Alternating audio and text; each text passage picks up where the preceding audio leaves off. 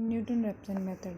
Newton Raphson method देखो क्या कहता है let x nought be the an approximate value of the root of the equation F x is equal to zero. F x is equal to zero कोई equation लेकर चले और उसका approximate value of root ले लिया हमने x nought, ठीक है, अप्रॉक्सीमेट रूट है। लेट एक्स नोट प्लस में एच भी the exact value of the corresponding root और एक्स नोट प्लस में एच जो है इसका कॉरस्पॉन्डिंग एग्जैक्ट रूट है। X note is approximate value है रूट की और एक्स नोट प्लस में एच क्या एग्जैक्ट वैल्यू है रूट की, where h is very small quantity. Then अगर ये एग्जैक्ट वैल्यू है रूट की तो इसका मतलब इस इक्वेशन को सेटिस्फाई करेगी। It means F of X note plus में एच क्या हो जाएगा zero. Now expanding F not plus H by in Taylor's theorem. Taylor's theorem लगा रहे हैं। टेलर्स थ्योरम क्या होती है, एफ ऑफ एक्स प्लस में H is equal to F of X note plus H into में F dash x note plus H square by two का factorial F double dash x note plus up to so on which is equal to zero, क्योंकि ये zero के equal दे रखा है ना, equal to zero.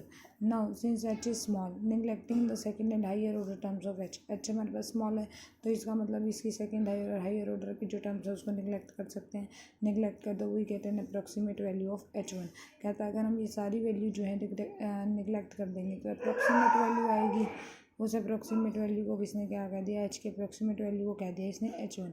Given by क्या आएगी, F x note plus H by one into में F dash x note is equal to zero, यही आएगी ना। हाई सेकेंड टर्म्स निगलेक्ट कर दी हमने। एच की जगह हमने क्या ले लिया एच वन। यहाँ से एच वन की वैल्यू निकालो। एच वन की वैल्यू क्या आ गई, एच वन की वैल्यू आ गई माइनस का F x note divide by F dash x nought where f dash x note is not equal to zero. इसको मान लिया इक्वेशन नंबर सेकंड। कहता है now from second we get the value of h which when added to x nought gives a value of x one. कहता है देखो H one निकला।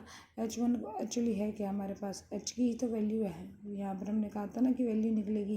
कहता है कि हमारे पास यहाँ से निकलेगी वैल्यू एच की जो कि एक्स नोट में हम ऐड करेंगे which when added to x nought gives the value of x one और वो हमारे पास क्या वैल्यू बन जाएगी एक्स वन की which is more closer to the actual root then x nought. कहता है जो कि हमारे पास क्लोजर आ जाएगी एक्स नोट से ज़्यादा, ठीक है। पहले एक्स नोट हम अप्रॉक्सीमेट वैल्यू लेकर चले, फिर हमने एक्स वन निकाल लिया। एक्स वन जो है ज़्यादा क्लोज आ जाएगी एग्जैक्ट वैल्यू के। वो क्या आ गया अपने पास X one is equal to x note plus H one. X one क्या बन जाएगा, एक्स वन हो जाएगा X not minus F x note divide by F dash x not. Now to get next approximation using X one in place of X not in equation number second, ये क्या बन जाएगा H two is equal to minus का F x one divide by F dash x one. फिर हम x two क्या लिखेंगे x one plus में एच टू, यहाँ से आ जाएगा x two is equal to x one minus F x one divide by F dash x one, ठीक है, ये आ गया। Similarly we get the value h three h four h n. हमारे पास वैल्यू निकलती जाएगी जो कि हम करेक्शन अप्लाइड कर देंगे किसके ऊपर x two x three x n minus one के ऊपर और हमारे पास जो है वैल्यूज़ निकलती जाएंगी और भी exact x two x three x n minus one. क्या क्या वैल्यू निकलेंगी, x three is equal to x two minus F x two divide by F dash x two. X four is equal to x three minus F x three divide by F dash x three. X n is equal to x n minus one minus F x n minus one divide by F dash x n minus one. और यही हमारे पास क्या बन जाएगा, यही हमारे पास formula बन जाएगा। देखो कहते हैं thus we obtain an approximate और iteration formula X I plus में one is equal to X I minus F X I divide by F dash X I. इससे मतलब हमारे पास क्या आ गया, इटरेशन फार्मूला आ गया। This gives the Newton Raphson method. From this we calculate the better successive better values of the root. कहता है हमारे पास यही आ गया न्यूटन रैप्सन मेथड। यहाँ से हम जो है सक्सेसिव वैल्यूज़ निकालते जाएंगे रूट्स की, ठीक है, एग्जैक्ट रूट के हम क्लोज जाते जाएंगे। नेक्स्ट आया, ये नहीं करना आपको, ज्योमेट्रिकल इंटरप्रिटेशन नहीं करना। ये नेक्स्ट आ गया अपने पास order of convergence. Order of convergence of Newton Raphson method. Order of convergence देखो क्या कहता है let alpha be the root of the equation F x is equal to zero. Alpha हमने इस इक्वेशन का रूट ले लिया, इस इक्वेशन का रूट है तो एफ अल्फा क्या होगा जीरो, इसका हम आगे यूज़ करेंगे। And E I be the small quantity by which x I differs from alpha. कहता है ई आई वो स्मॉल क्वान्टिटी है जब एक्स आई को डिफ़र करें हम अल्फ़ा से, मतलब कि एक्स आई माइनस अल्फ़ा निकालोगे तो आंसर क्या आता है, ई आई आता है। Then X I minus alpha is equal to E I and X I plus one minus alpha is equal to E I plus one हो जाएगा। Now put the value of X I and X I plus में one in Newton Raphson iterative formula. कहता है अब हम value जो है put करते हैं एक्स आई और एक्स आई प्लस में वन की फार्मूले के अंदर। फार्मूला क्या था, एक्स आई प्लस में one is equal to X I minus F X I divide by F dash X I, यही था ना फॉर्मूला। रखो वैल्यू क्या बन जाएगी, अल्फ़ा इसको इधर ले जाओ, अल्फ़ा प्लस ई आई प्लस 1 हो जाएगा। इधर से रखोगे तो क्या हो जाएगी, alpha plus E I minus F of alpha plus E I F dash alpha plus E I. ठीक है, ये अल्फ़ा और ये अल्फ़ा कैंसिल आउट हो गए। यहाँ से क्या बच गया, E I plus 1 is equal to E I minus this. अब इसको हम किससे एक्सपेंड करेंगे, टेलर्स थ्योरम से। लगाओ टेलर्स थ्योरम, ई आई प्लस में 1, देखो ई आई प्लस में 1, ई आई प्लस में 1 is equal to E I minus, इसके ऊपर टेलर्स लगाने हैं। क्या हो जाएगी, F alpha plus E I into F dash alpha E I square by 2 का factor F double dash alpha plus up to so on. नीचे लगाओगे F dash alpha plus E I into में F double dash alpha plus up to so on, यही आ जाएगी।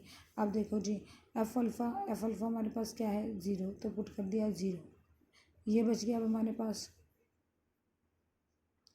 अब LCM भी अभी इसलिए रुका हुआ है, ये आ गया E I minus E I into में F dash alpha plus E I by 2 F double dash alpha plus up to so on को इसने छोड़ दिया।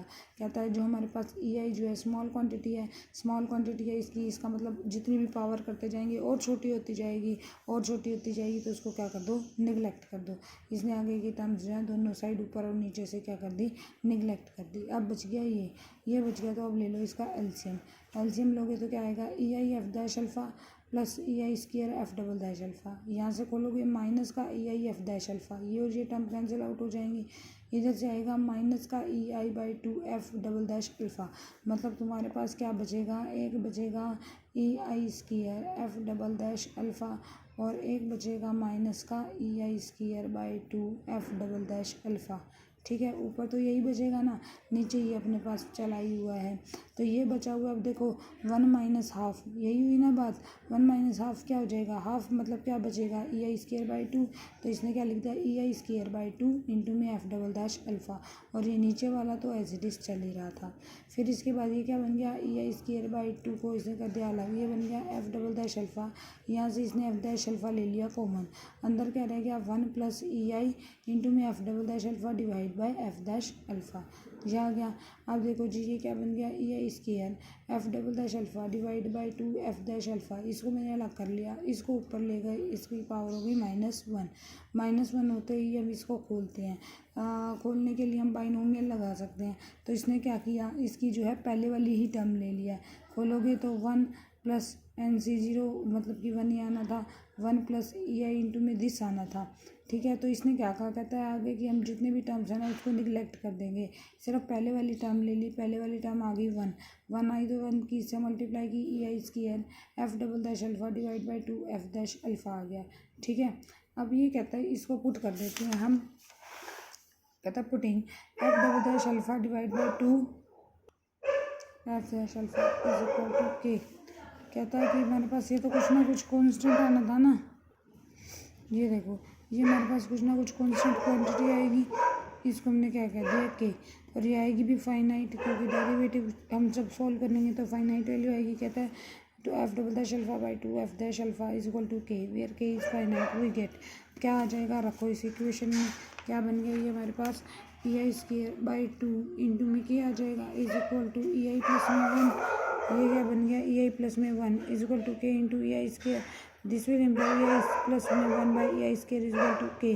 Since index of e i क्या होता है 2.7183 होती है ना वैल्यू, तो आगे वाले पार्ट को इंडेक्स बोलते हैं, तो index of e i is 2, hence order of convergence of Newton Raphson method is 2, इसका मतलब ऑर्डर ऑफ न्यूटन-रैप्सन मेथड क्या हो जाएगा 2 हो जाएगा। Is that clear. नेक्स्ट आया अपने पास कंपैरिजन। अब अपने 3 मेथड कर लिए, 4 कर लिए एक्चुअली। कौन कौन सा, एक कर लिया बाइसेक्शन, दूसरा हमने क्या किया रेगुलर फाल्सी, फिर हमने किया सीकेंट मेथड, और फोर्थ हमने क्या कर लिया है अब न्यूटन-रैप्सन। कहता है इनका कंपैरिजन कर रहा है। The following are the 3 main factors on the basis of comparison of the iterating method can be done. पहला है सेंसिटिविटी ऑफ मेथड देखेंगे, दूसरा रेट ऑफ कन्वर्जेंस देखेंगे, तीसरा computational work required in each iteration देखेंगे। देखो इसने एक टेबल बना दी, क्या बाइसेक्शन मेथड। बाइसेक्शन मेथड हमारे पास क्या फार्मूला था, बाइसेक्शन मेथड का फॉर्मूला था a=b+c/2। जनरली इसने एक्स वाली फॉर्म दे दी, xi+1 पिछली दो को ऐड करते थे ना, divide by 2, xi-1 + xi divide by 2। इसका आउटर ऑफ कन्वर्जेंस कितना था, 1 था। कहता है root lies in the interval xi-1 xi and convergence is slow but guaranteed. कहता रिलायबिलिटी कितनी थी कि हमारे पास रूट जो है किसी इंटरवल के बीच में लाई करते थे xi-1 और xi में, कन्वर्जेंस स्लो था लेकिन गारंटेड था, हमारे पास आंसर निकलता था। स्लो कैसे था, देखो 10 इटरेशन, 11 इटरेशन, 12 इटरेशन तक हमें काम करना पड़ जाता था। तो कहता हमारे पास इटरेशन तो ज़्यादा चलती थी तो कन्वर्जेंस स्लो था, लेकिन आंसर जो था हमारे पास निकलता था, गारंटी थी रूट निकलेगा। सेकंड आया regular falsies method. Regular falsies method तुमने क्या किया, xi+1 = xi-1 xi-fxi-1 divide by f(xi-1) into में f(xi-1). अब इसका आउटर ऑफ कन्वर्जेंस क्या था, 1.618। रूट जो थे हमारे पास इस सेंटर में राइज करते थे और कन्वर्जेंस क्या था, गारंटेड था, आंसर जो है हमारे पास निकलेगा। थर्ड आया हमारे पास सेकेंड मेथड। सेकेंड मेथड क्या था, xi+1 = xi-1 माइनस इंटू में दिस। ये दोनों फार्मूले सेम थे ना, रेगुलर फॉल्सी और सेकेंड मेथड, दोनों की ऑर्डर ऑफ कन्वर्जेंस भी सेम था, लेकिन हमारे पास क्या था, ये मेथड दोनों सब सेम था, तो हमारे पास डिफरेंस कहाँ आया था, डिफरेंस ये आया था कि हमारे पास रूट जो थे इसमें तो लाई कर जाते थे, लेकिन यहाँ पर कोई इंटरवल ऐसा भी आ सकता था जिसमें रूट लाई ना करते हैं। It is not necessary that the root lies in the interval this. इसमें ऐसा कोई जरूरी नहीं था कि रूट हमें मिलेंगे। This method is very efficient but no guarantee of convergence. ये मेथड एफिशिएंट तो था लेकिन इसकी गारंटी नहीं थी हमारे पास कन्वर्जेंस मतलब रूट मिलेंगे। फोर्थ आया न्यूटन रेप्सन। न्यूटन रेप्सन का हमने क्या फार्मूला कर लिया, xi+1 = xi-fxi divide by f'(xi). इसका आउटर ऑफ कन्वर्जेंस कितना है, 2। This method is very sensitive to the initial value and the convergence is fast. ये मेथड जो है बड़ा सेंसिटिव है, मतलब कि जल्दी जल्दी आंसर देगा और हमारे पास कन्वर्जेंस जो होगी वेरी फास्ट होगी, ठीक है। As the conclusion, we can say that bisection method is quite slow, slow as order of convergence is 1, but it is least effective at the initial value.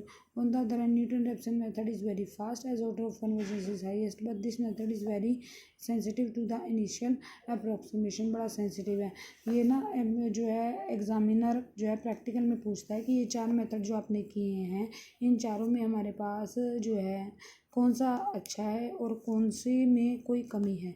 तो कन्वर्जेंस जो है हमारे पास, order of convergence जो है सबसे slow है bisection की, लेकिन ये मेथड की कन्वर्जेंस भले ही स्लो हो लेकिन आंसर जो है गारंटीड हमारे पास रूट आता है। सबसे हाईएस्ट कन्वर्जेंस है हमारे पास किसकी, न्यूटन रेप्सन की। न्यूटन रेप्सन की कन्वर्जेंस है 2, लेकिन जो है ना इसके ये जो मेथड जो है सेंसिटिव है टू इनिशियल अप्रॉक्सीमेशन। मतलब क्या कि जरा सी गलती हुई और हमारे पास आंसर जो है गलत हो जाएगा। Is that clear. Next video में हम करेंगे इसके एग्जाम्पल्स।